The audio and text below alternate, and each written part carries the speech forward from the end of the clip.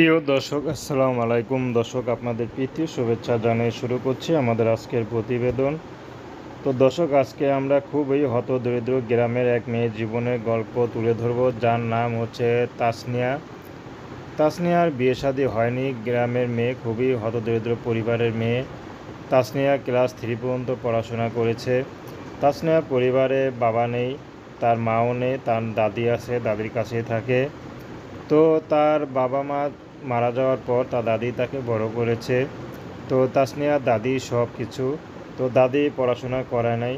তো তাসনিয়া হাতের কাজ ভালো জানে, হাতের কাজ করেই সংসারটুকু চালায়।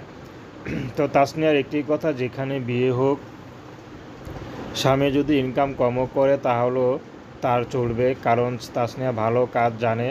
তো কাজ করে দুজনেই ইনকাম করে সংসারটাকে আয়োন্নতি করতে পারবে।